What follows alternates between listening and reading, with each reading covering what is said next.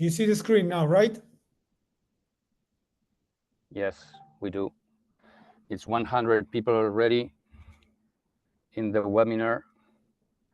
So I will give just one more minute before we start. Can you see my chat? Can you see the chat? The hola 2 minutes of courtesy? Just to check that the questions are okay. Okay, perfect. Thank you, Santi. 105 and growing, 107.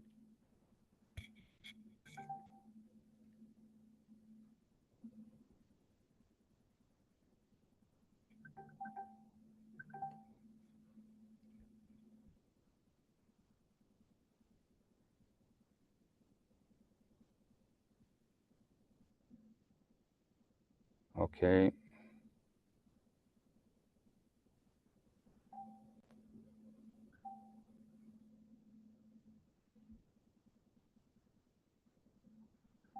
Okay.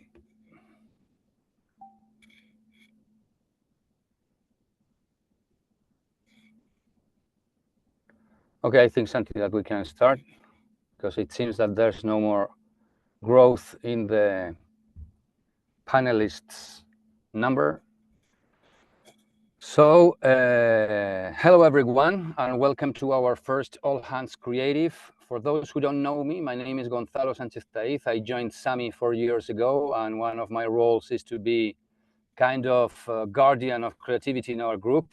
I would say that many times my role is to build a bridge between the growth team and the creative team. As Juan Andrés announced in our January summit this year, we have created new routines to accelerate the growth of our creative reputation and our creative culture. And one of these routines is precisely this Global Hands Creative. Today is the first one.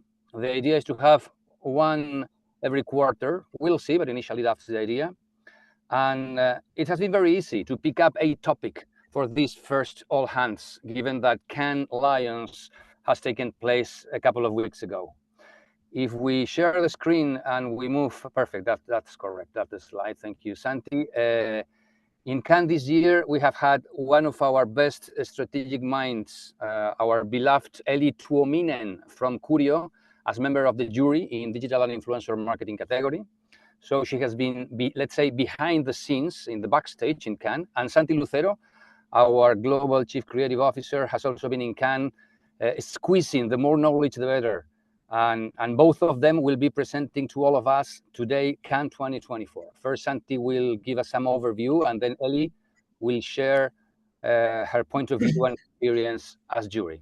One final comment on my side, given that this is a Zoom meeting in webinar format, to be able to welcome hundreds of people, questions will only be made by chat. I will do my best to pass them on at the end to the speakers. So all yours, Santi and Elli.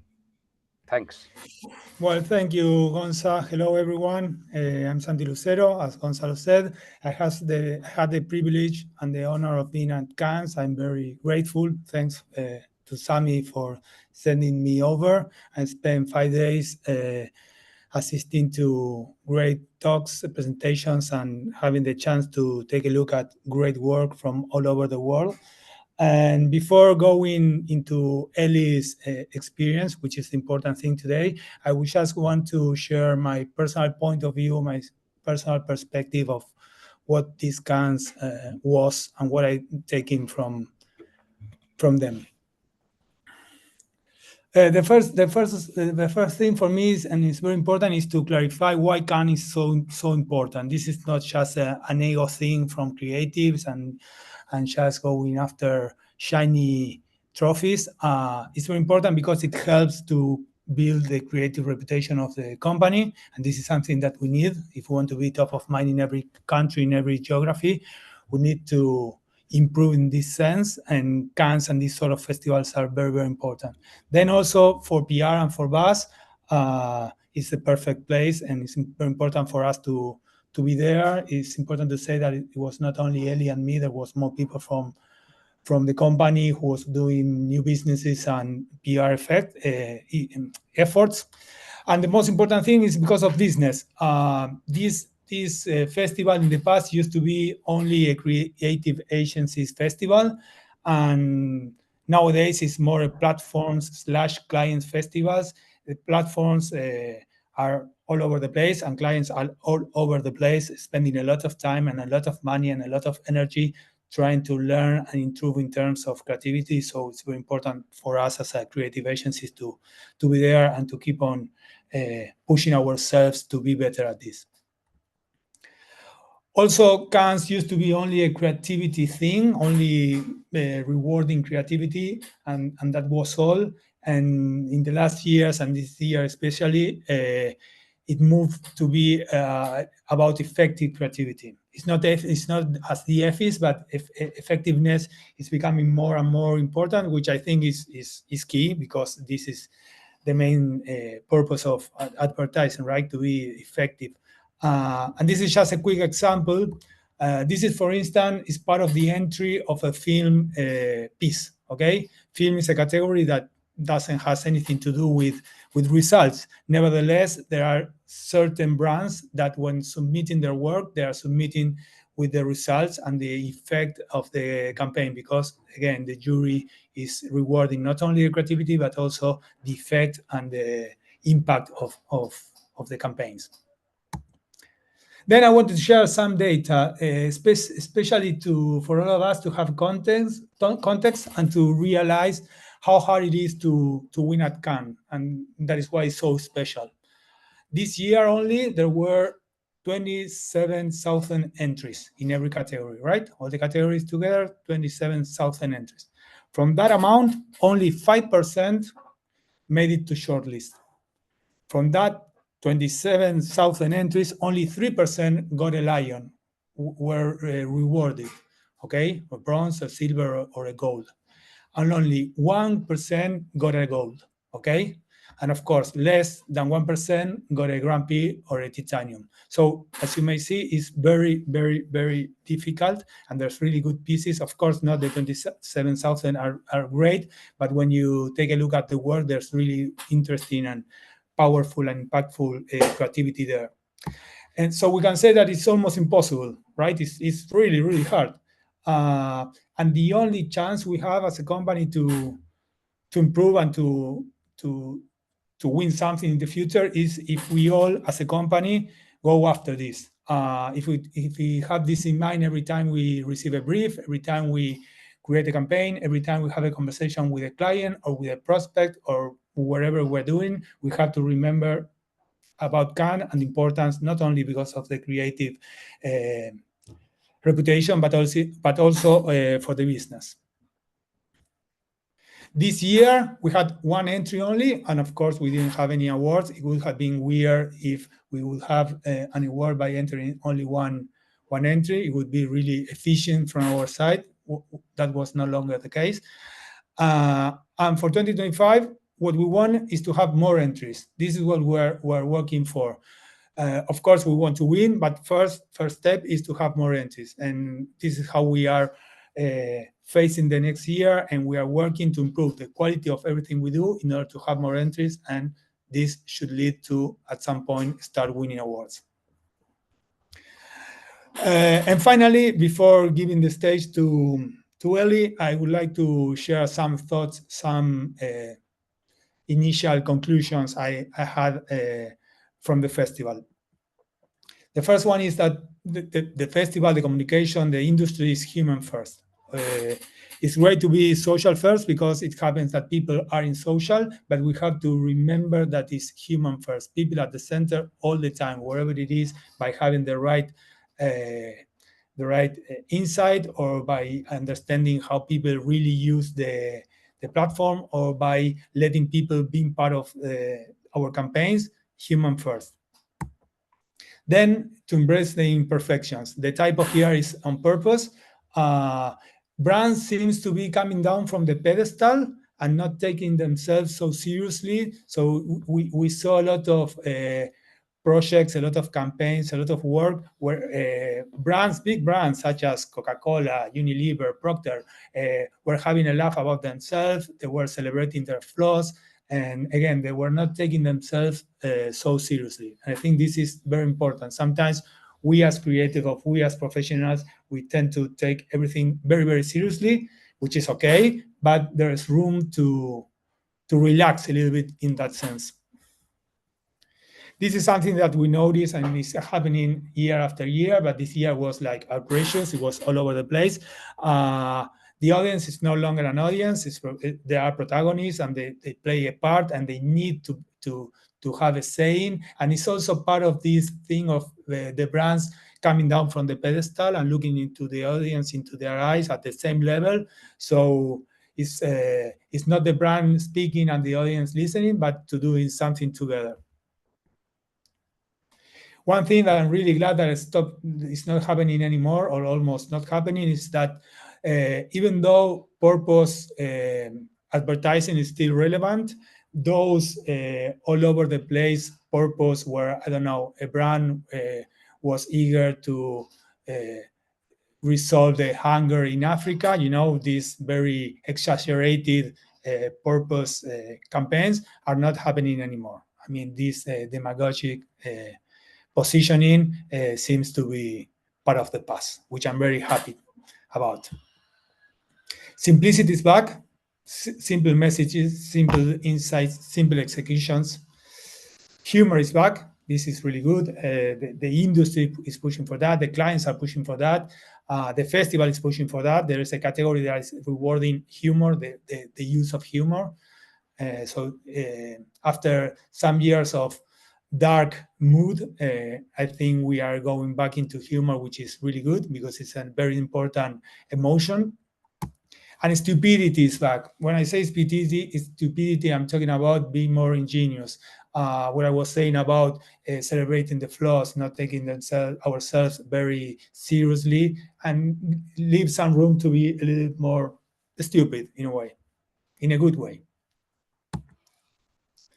Despite the category, and Elli is going to talk about this right now, winning the internet is key. So we saw a lot of work where, regardless the category, there was always an element where the work tried to got into the internet and trying to win the internet. And again, liquid categories. One work that started on out of home, that then turned into a film, that then turned into social, that then turned into PR, or all the opposite. It started in PR and ended up being a poster on out of home. And with no further delay, I'm going to stop sharing the screen and leaving the space for Elli. Okay, Elli? Yes.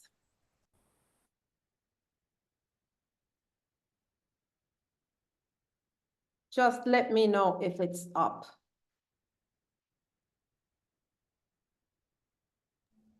Yes, it works. Yes. Fantastic. So hello, everyone. I'm super happy to be here.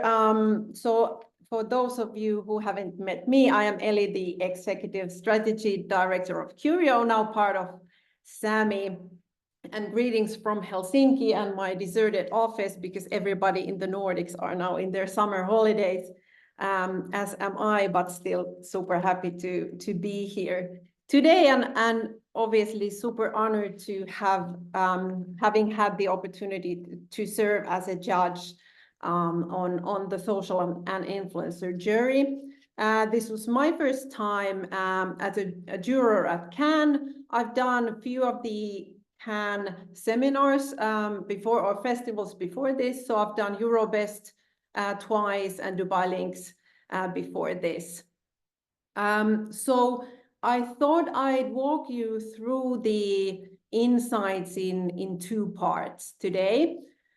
And firstly, we're gonna just have a bit of a look on the things that were up this year. So just some insights, some highlights of 2024.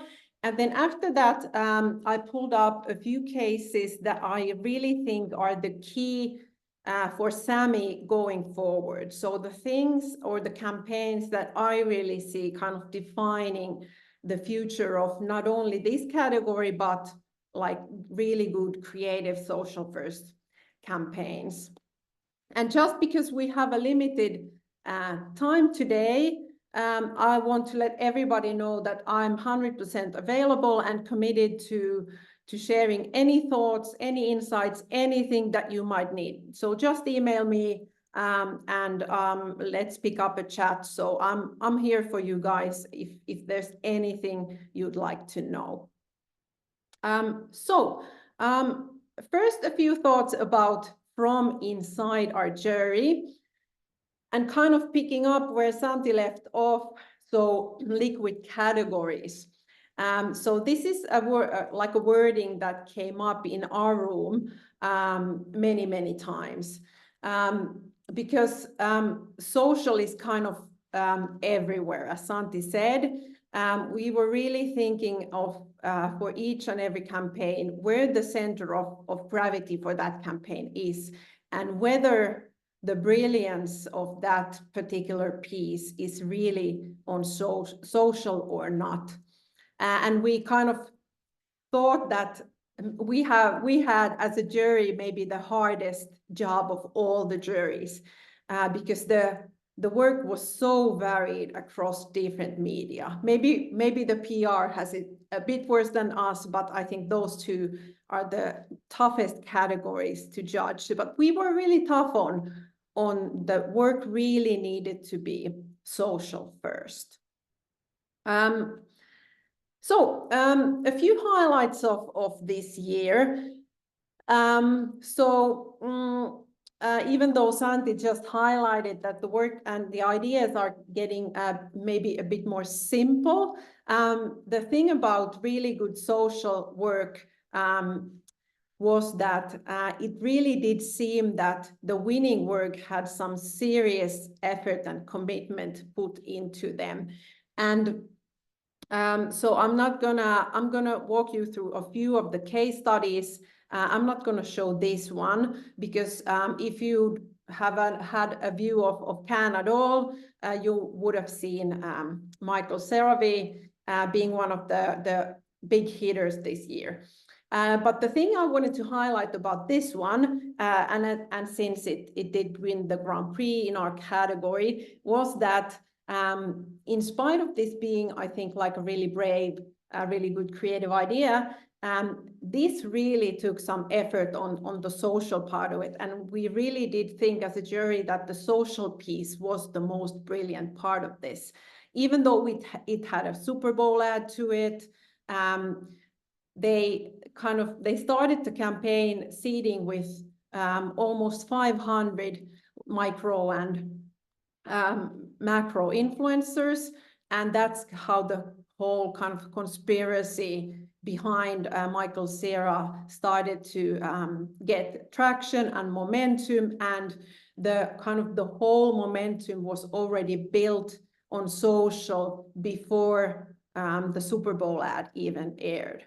So one thing that you could take away from this piece, I think, is the level of commitment and the extensity of the social approach that was the key ingredient of the success of this campaign. Then another thing, most of the case studies use wordings like this, you know, the internet blew up, everybody loved us, our campaign got viral and so on. But what's really interesting in the social and influencer category as a judge is that you can really go online and see if this really happened. And we did, for all of the work that got awarded, we really went to the platforms and the accounts, looked for the hashtags, looked for the stuff. So did people really participate or not? And for this next case that I'm going to show, this really became kind of a do or die question, because we all thought that the campaign was brilliant and kind of the social video part was super good, but what kind of pushed it all the way into a gold was the thing that the community really participated. And I'm going to get back to that, but let's watch this case video. Today marks World Down Syndrome Day. In a new campaign calling out harmful stereotypes. Has gone not just viral, but mega viral. I mean, all over the place. Sta bombando na internet, un fenomeno mondiale. Let's go back to where this all started. In 2019, Marta Sedano, a Down syndrome self-advocate, gave a speech at the UN. L'insegnante che pensa che lo studente non possa capire non spiega e fa avverare la profezia. Inspired by Marta's words, for World Down Syndrome Day, we launched a campaign aimed at smashing assumptions from every angle. Hey, bartender, you assume that I cannot drink a margarita. If I don't drink a margarita, your assumption becomes reality. But hey, if all your assumptions become reality, then you assume that I can drink a margarita. So I drink a margarita. Assume that I can do that job. That I can go to parties. That I can have sex. That I can be on stage. Assume that I can. So maybe I will. The video, starring Canadian actress Madison Tevlin, became an overnight sensation. Assume that I can. A very powerful message. Very powerful, reaching 150 million views across platforms in 1 week. It's gotten so much traction. I mean, celebrities like Viola Davis has retweeted it. Woody Harrelson. Winnie Harlow. This ad is sparking a conversation online. This rocked my world. We walk away from this ad knowing what we need to do. To break the stereotypes even further, we shared examples of prejudices that people with Down syndrome have shattered. Continue. First, you Zoom the same screen. You assume I can be a cheerleader. I can't go to college. I can't play in energy. We then invited the community to join us. Many people living with Down syndrome around the world are sharing their own versions of. Of course, you listen, I can't get a tattoo.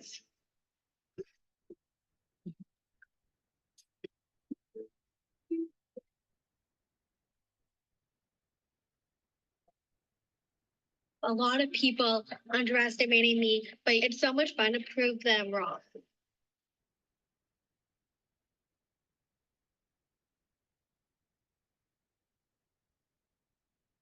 Great. Let's get back to my presentation. Here we go.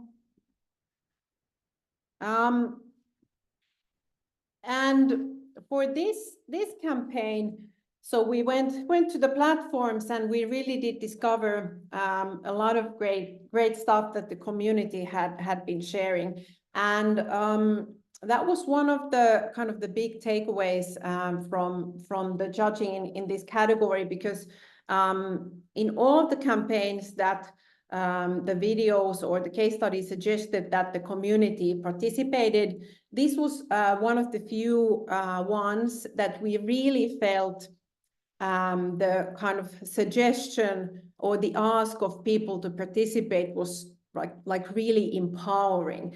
It's super hard to get the community really involved, really get the UGC kind of going. And for this one, we really felt that the suggestion was very empowering, and it let the community see themselves in a new light, in a very like positive and empowered way. So that was one of the really good ones in this campaign. So going forward, since the category is titled Social and Influencer, there was a lot of work with not only influencers, but all types of celebrities. And now with this one comes one of the big takeaways. So we did see a lot of campaigns where kind of the creative part of using an influencer was the selection of the influencer. And although that is very good and that needs to be very accurate, and we have all the data to do that with Shine Bus and so on, we really felt, and I was pushing this personally as well, that is still not an idea. There needs to be a really creative idea on top of that. And this is a thing that came up with this next campaign starring Sydney Sweeney. Let's look at this. So this campaign did make it to the awards because it was in a subcategory of automotive, and the use of influencer was very unusual for that category. But personally, the next campaign maybe could have had a bit more of an idea to it. But let's see, and you be the judge.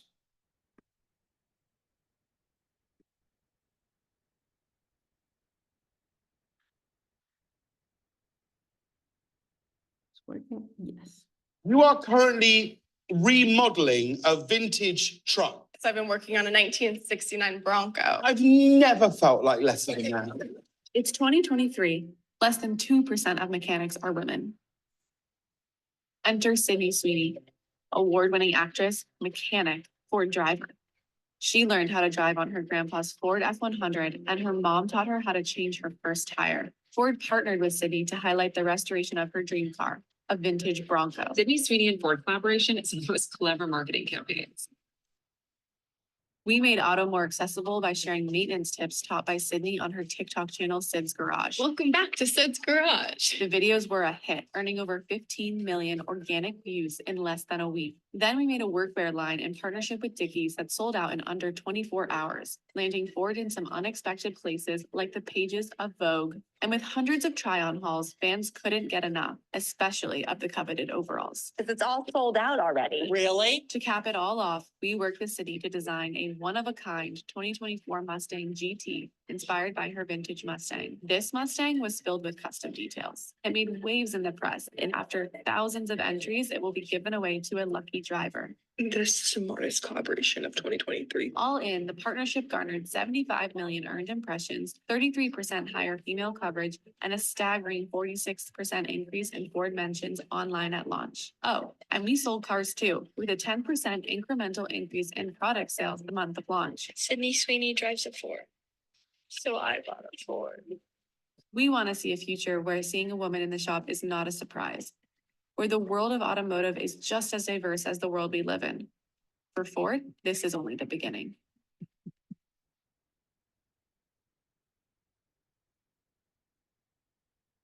So moving on with some insights this year. So B2B has been struggling at Cannes for years now. They launched the B2B category, I think 3 years ago. There really haven't been like a flood of great entries on the B2B side. So this year there was a few really good ones, and the next one is one of them. It really needs no introductions probably, and it's not one of those small budget campaigns, but still, as a jury, I think we were so happy to see this. It's social only, it's LinkedIn based, it's B2B, it's big, it's funny, it's creative. It's just one of those pieces. Let's look at this one.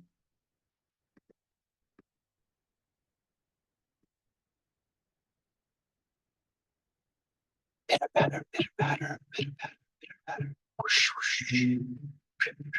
Whoosh, splash, splash.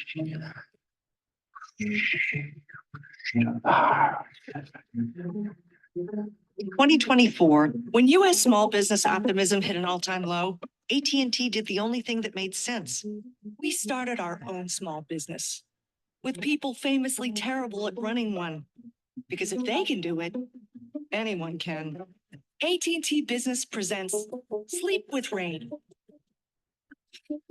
The innovative sleep therapy device that uses cutting-edge sonic technology. It's a pillow with a speaker in it. That's right, Craig. We went to where all business people go, LinkedIn. As leaders, business owners, and high-profile investors jumped in with their advice. You can't dream if you can't sleep. A site where business owners could get their hands on one, and a guided sleep album on Spotify that seamlessly pairs to the pillow. Good night's rest will help you achieve your vision. We teased the unimaginable reunion. And when hype was at an all-time high, we made dreams come true with a 6-minute-long episode. Craig Wilson pillow recording session, take 1. Oh, listen, the cry of a passing heron. Oh. Shut up. You better not post this. It made our B2B campaign international news, becoming the most successful campaign in AT&T's 150-year history in just 7 days. You can't dream if you can't sleep. Oh, and the pillow? Yeah, we totally ran out, all while doing what no other B2B campaign has. Transforming the real anxiety and fears of business owners into entertainment and laughs. I sold a pillow. Yes. If AT&T approves that, I'll buy them T-Mobile.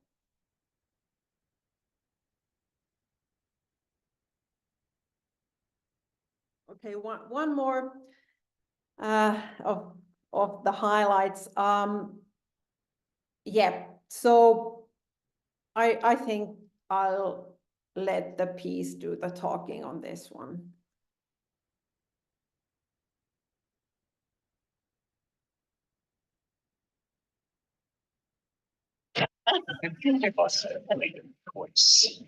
Will you join us? I built a lightsaber. Good. I'm not going to cry. I'm not going to cry. Okay. Okay. I'm not going to.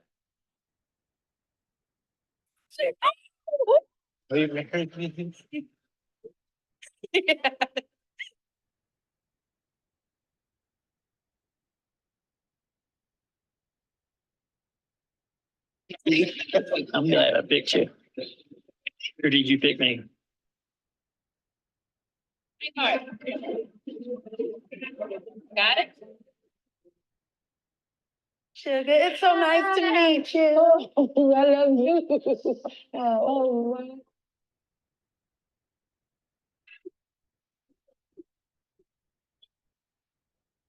What? What?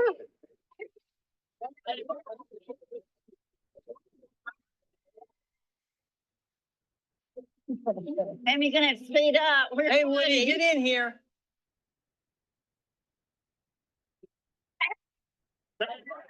Hey, Woody. So nice to meet you.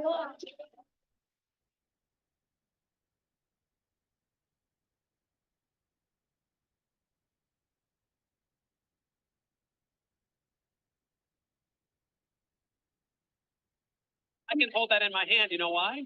It's a palm tree. Dad joke.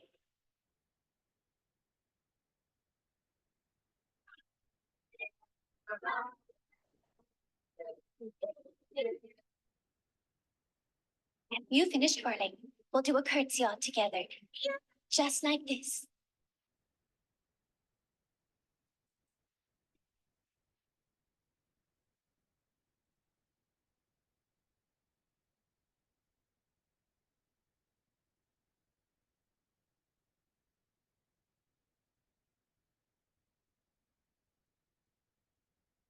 Okay. So do let me know if you have any problems with the sound or the screen or anything, but otherwise I'm gonna move forward. So now, those were some like I think very interesting and like one time like great shots of campaigns from this year. But then I selected a few campaigns for you guys, for everybody here, to kind of gather some thoughts on how, at least personally, I see the category and social first creative marketing like evolving and where I think it's going. And for this, let's start with one campaign that I think is a very creative use of influencer, and let's have a few words after this one. But let's look at this. Yeah. Un buen plan debe incluir siempre una pequeña dosis de diversión, hermanitos. A continuación, una avanza de berlina.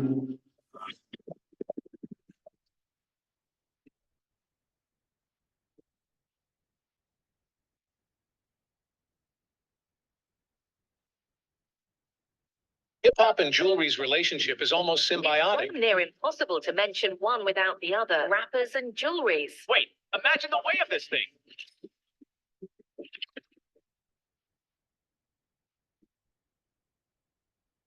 Sorpresa.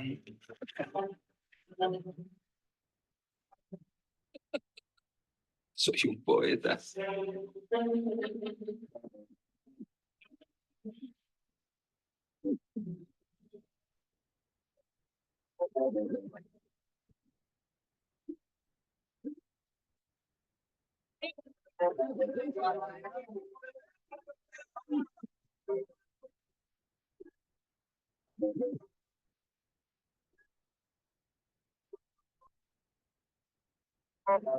Luta pra ter as paradas, pra conquistar meus bagulhos, tu vem e rouba, mano. Rouba logo ele.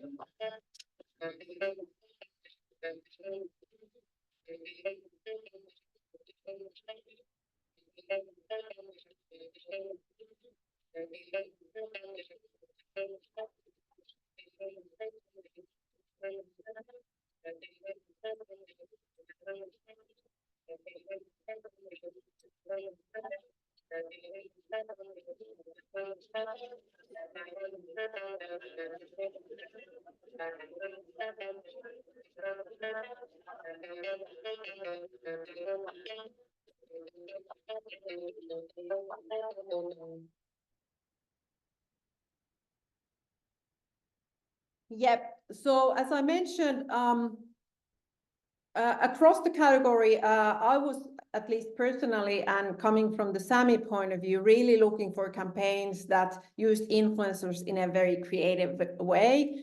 There weren't that many great campaigns doing that.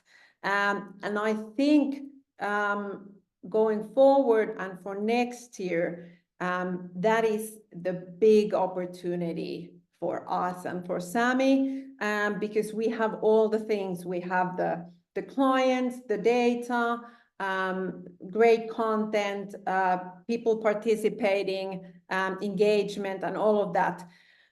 I think like what it really needs is that kind of final like push of creative use of influencer, and there is a really big opportunity for us to like really dominate that category, because I mean, social is being done in a very creative way across the category, but influencers not yet. So, and these types of campaigns, I picked a few ones, but they were like 5 tops that I really felt were like showcased a really good creative use of influencer. Okay, on with the next one, and this one also another insight for us at SAMY, I think. So there really weren't that many great categories using social listening well. And what I mean is that like at scale, with like proper data, like proper tech, and we were really struggling to put even shortlist any of the cases. Now this one kind of taps into that, I think, in a nice way. Even this doesn't really showcase social listening as properly as I'd like it to, but I think the strategy is really nice, and I think this represents the type of campaigns that we could easily do at SAMY for different categories. So let's watch this one.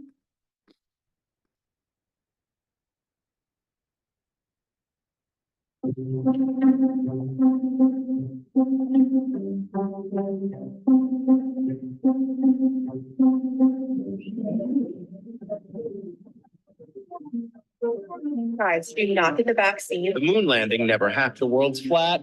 Nobody can tell me otherwise.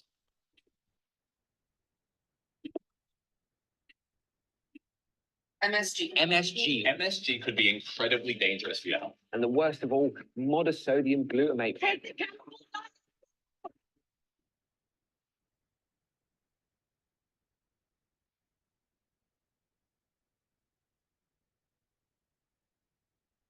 I cancel pizza. Cancel pizza.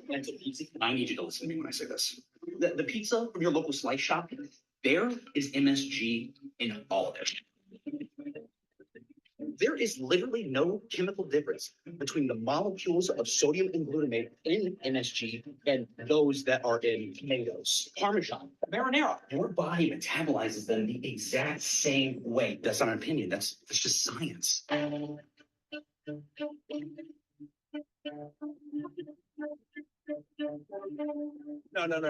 You can't. Cancel culture has gone too far. Is MSG bad for you? Everything I have ever known, a sham. So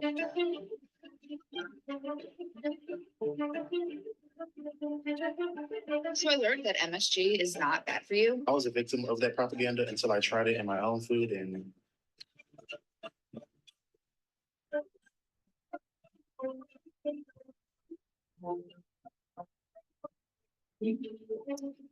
Good stuff. So what we talk about at SAMY, at knowing and understanding the audience, I think this is a really nice campaign as a showcase of that, and just like building on top of that. So really taking our audience, how they behave, how they think, and then doing our thing on top of that. Moving forward with work that I think defines the next phase of social first. Let's look at this one, and then I'll share a few insights on this.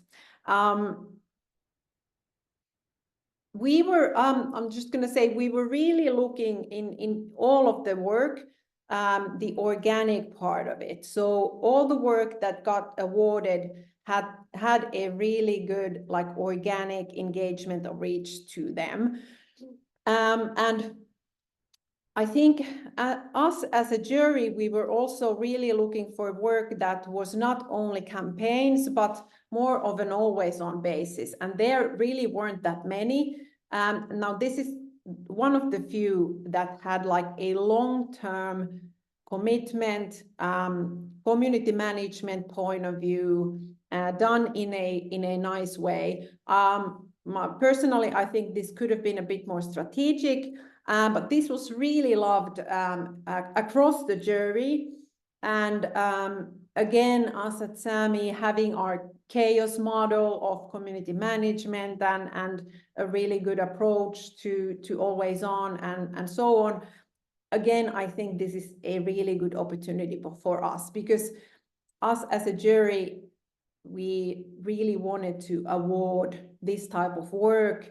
It really wasn't there, and this was one of the few ones that really did that well. So let's look at this one. No.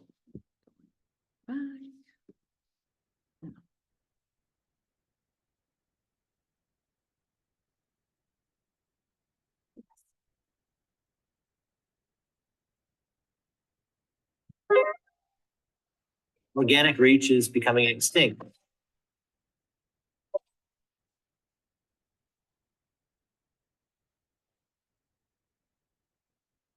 What?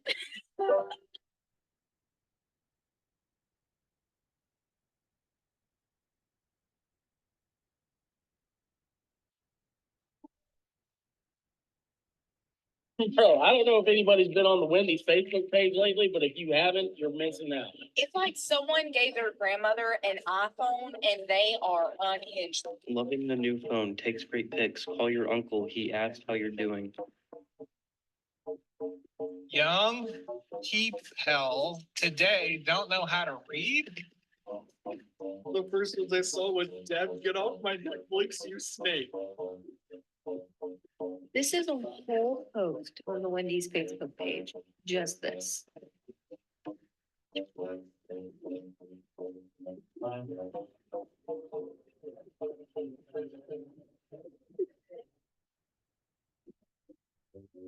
like been my entertainment for the past probably 10 minutes. Pretty much, I'm done. Go to Wendy's Facebook page. Wendy's Facebook page. You want a good laugh.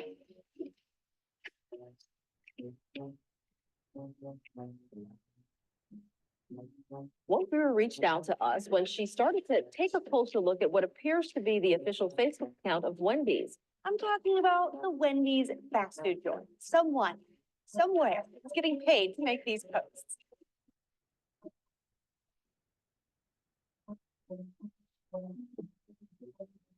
They've been at this for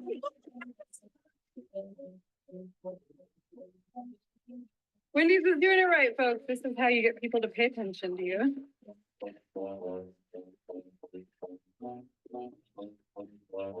Wendy's, are you okay?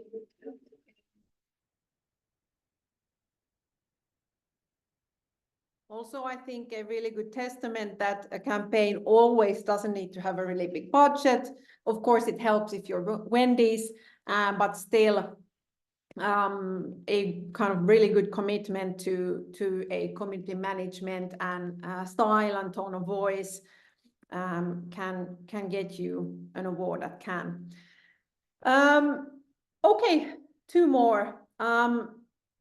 Even though Santi highlighted and correctly did that saving the world isn't such a big thing at Cannes anymore, and very pleased about that. There were a few good campaigns on like sustainability issues, and this is one of them only because again, I think this is a very nice and creative use of influencer and something that we as SAMY, because we know the influencer game back and forth and all the ways could be something that we could tap into. So let's have a look at this one. A really, really good campaign in my view.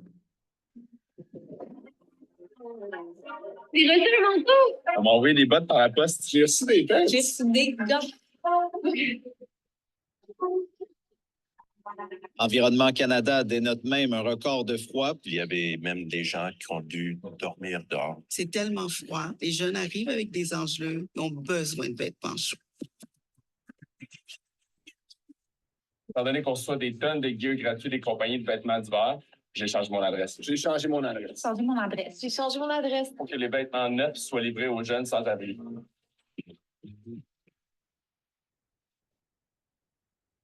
C'est au nom de Karel, mais c'est l'adresse dans la rue. Tout ce qu'on reçoit, on le redistribue aux jeunes. Une campagne pour les aider à passer à travers l'hiver. La campagne s'intitule Changement d'adresse. C'est super bien pensé. C'est vraiment des gens qui en ont. On a décidé de détourner le marketing d'influence. J'ai aussi changé mon adresse. J'ai aussi changé mon adresse. I also changed my address. J'ai décidé de changer mon adresse. I also changed my address.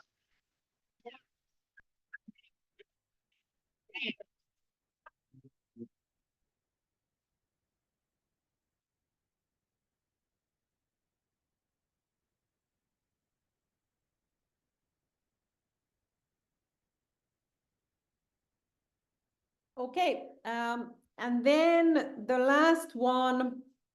So my personal favorite of all the work this year, this was tied with CeraVe for Grand Prix.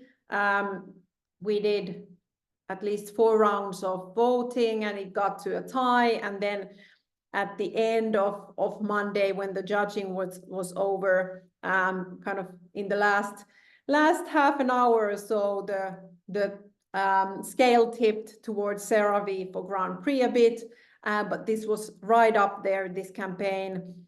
I really love it. It's social only.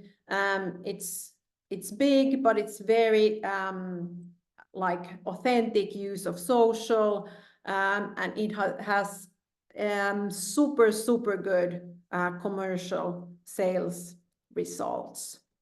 So let's do one more case.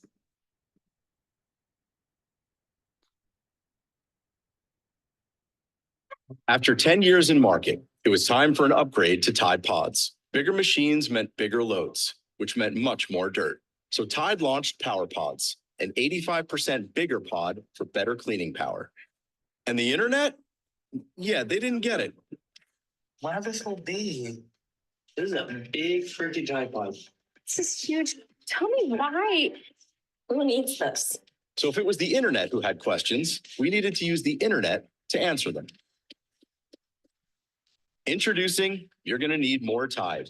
We took the most viral videos that featured stains, you know the ones, and used them as a proof point to show everyone the endless need for bigger, stronger pods.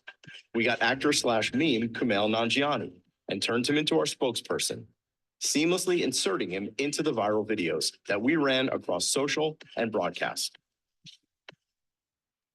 Who needs that much more time? He does. No, what does that mean? It means you're gonna need more Tide. More Tide. They're gonna need more Tide. Going outside, more Tide. More likes, more Tide. You're gonna need more Tide. Suddenly, the same internet that questioned Power Pods became their biggest advocates. And you're gonna need more Tide found its way into the internet lexicon. But our influence didn't stop there, because in the real world, people started buying them.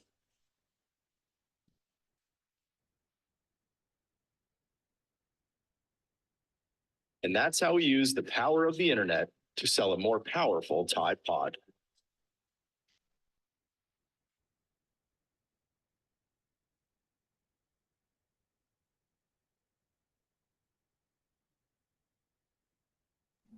Okay. Thank you, Elli. This has been great. All the knowledge that you brought from Cannes. Thank you, Santi, too. So let's, I think we can extend 15 more minutes for those of you that want to keep us with us. We have more than 100 people joining the meeting, which is great because we have to think that in Europe is afternoon in summer. So we could expect not so good attendance, so this is great. We have a first question from Rafa that I think that can be made both for you, Elli, or Santi, which is, what made the campaign win the Grand Prix instead of a gold? So this would be, which is the key element, the essential jump from gold to Grand Prix? Where's the key for that? Not an easy question. You want me to go first? Up to you. Go first, Elli. Go first. I can at least share this particular case because it was an interesting one because we had the two campaigns, the Tide one and then Michael CeraVe like right at the top. And we kind of discussed that it came down to a right brain, left brain kind of a thing where the Tide had like the really commercial and strategic and really good structure, but then CeraVe was a bit more like unexpected, a bit bolder, a bit like once in a lifetime type of a brilliant idea. And we really as a jury felt like that deserved to be awarded with such a hard category, like it's face cream, you sell it in the pharmacies, it's very hard. But on my personal view, I think Grand Prix should be that once in a lifetime type of a brilliant idea. But if we as an agency want to be learning more and more on how to do like really Cannes level work, I think it makes more sense to look into the bronzes, for example, instead of the Grand Prix, because the Grand Prix, it really is that like once in a lifetime moment in time that where everything came together. And I think that's what CeraVe like is in definition. Mm-hmm. Yes, building on top of that, I believe that the Grand Prix should at some point evolve the category for the next year. So up to goal is okay, it ticks all the boxes and it's great, it's brilliant, unexpected, strategically, blah, blah, blah. But the Grand Prix, if there is one, should be something that is pushing the category into the future. And I think this campaign does it for this category.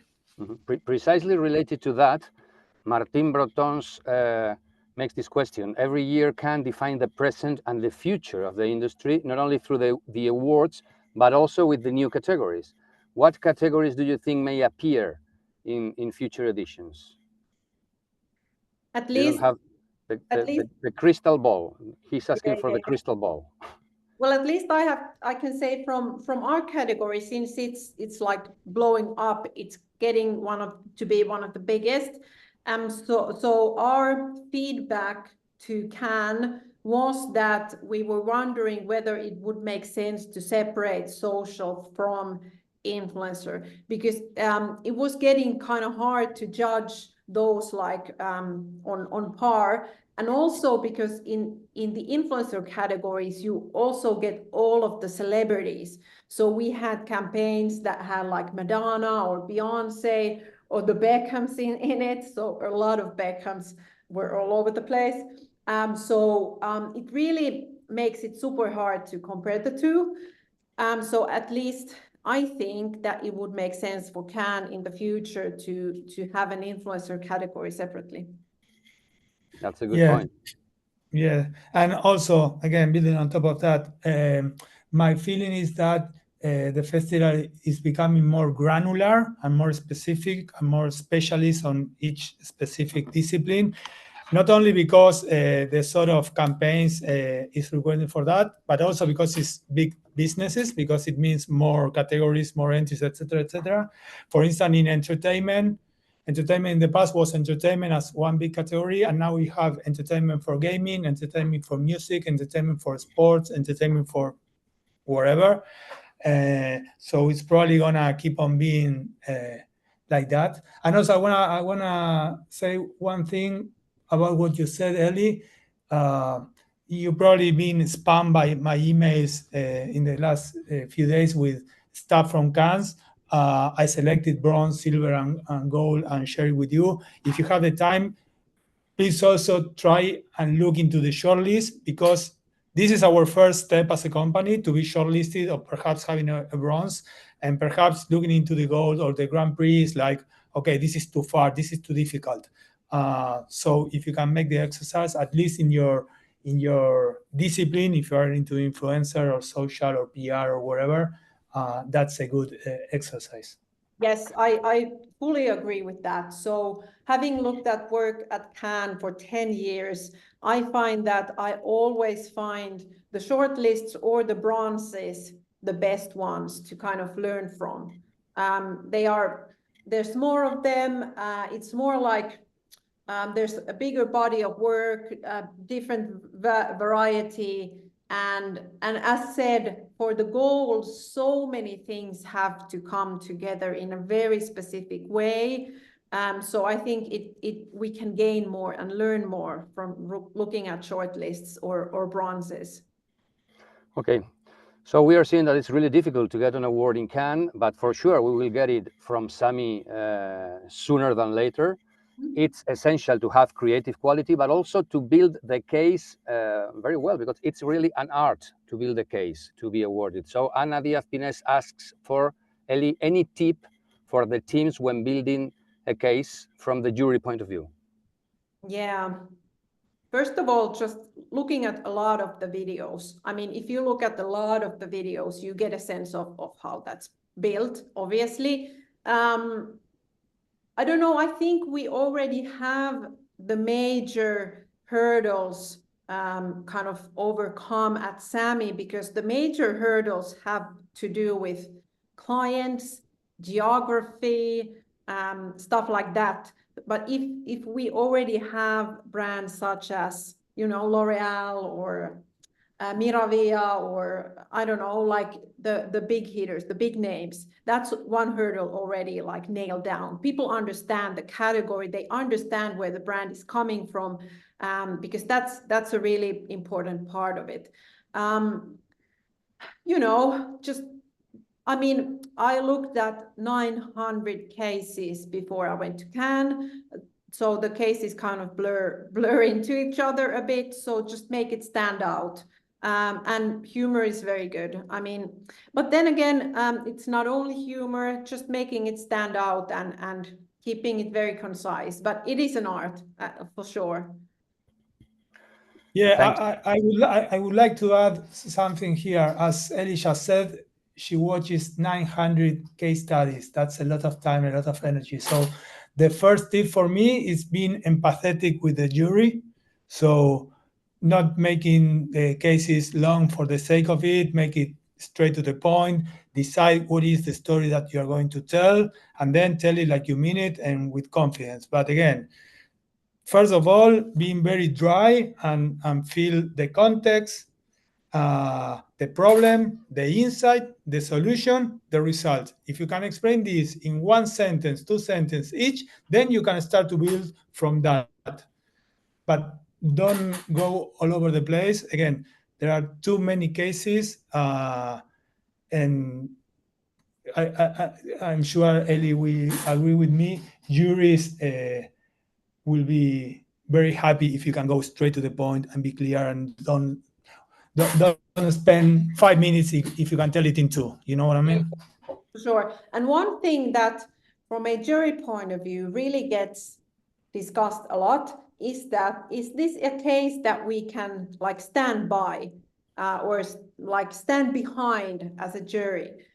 Because people will know the cases that we awarded, and that's what we as a jury think a lot. So is this a case that we really can stand behind it? So that means that it really has to do the thing in reality that it says it does, because this is Cannes, and even though if the case study is super good and it says that we sold or engaged people or whatever, we can really look into that, whether that really happened.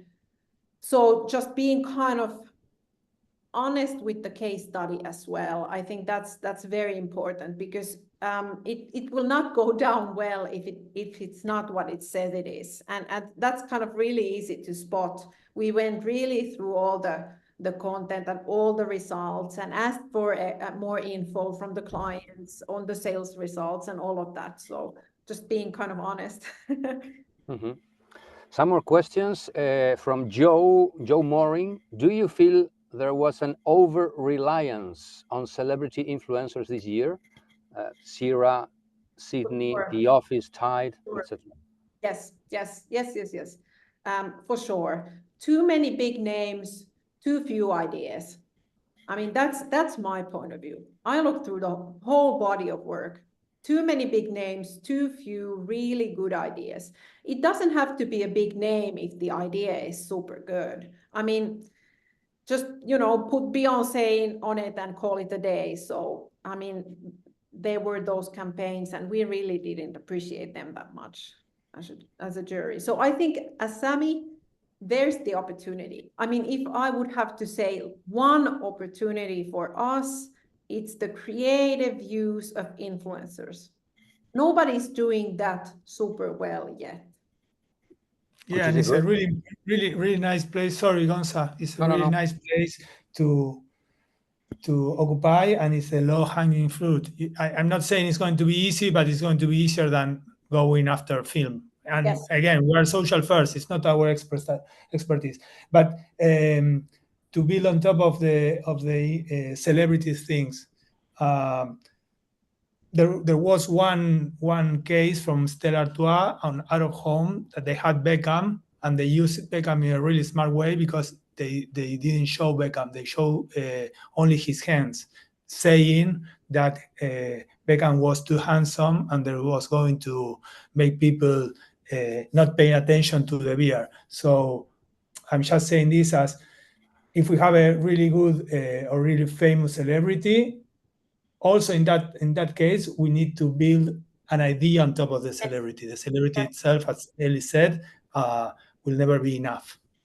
And that case came by in many of our categories as well. The jury really loved that. Again, very creative use of influencer. We felt that it wasn't like social first, but it was kind of an outdoor idea. That's why I don't think it got awarded in our category, but a very nice creative use of influencer, that one. Right now, Edis Ibrahim wrote a question that I'm reading live. What do we think about Solo Stove winning an award with their Snoop Dogg collaboration, even though this led to the CEO having to step down since the campaign did not help drive the anticipated sales? Yes, this was widely discussed. We ended up giving it, I believe, a silver, if I'm not mistaken. It was widely discussed. And we really did feel, as it was stated in the entry as well, that their main goal was to make Solo Stove a household name, which it did. Because, I mean, many people across the US, I think, and many other markets as well, now know this like super small family business making of like these fireplaces. So that was their main goal. And okay, yes, the sales didn't follow through as was expected by the board, I think, which is why the CEO had to step down. But as an awareness goal campaign, it really did deliver, and that's why we ended up awarding it. But yes, there was debate. Yeah, I'm not super familiar with what happened, why it didn't work, but there's other elements beside the campaign that might affect the sales, like pricing, distribution, whatever, quality. But I think it's a really good question, and I'm sure the debate was there. Okay, so I think that's enough for today. It's been really, really interesting. For those who haven't been able to join us, we will have the recorded version of this meeting that we will share. And we will announce on time about the next All Hands Creative, probably in Q3 of the year. And let's, as you say, Santi, always, it takes a whole agency to raise an idea. So let's fight all together to sooner than later be in Cannes with an awarded piece from our work. Thank you, Ellie. Thank you, Santi. It's been great. And thank everybody for joining. Yeah, thanks everyone. Thanks for staying by, and see you soon. Thank you. Next year we'll bring home that lion. Bye-bye. Ciao.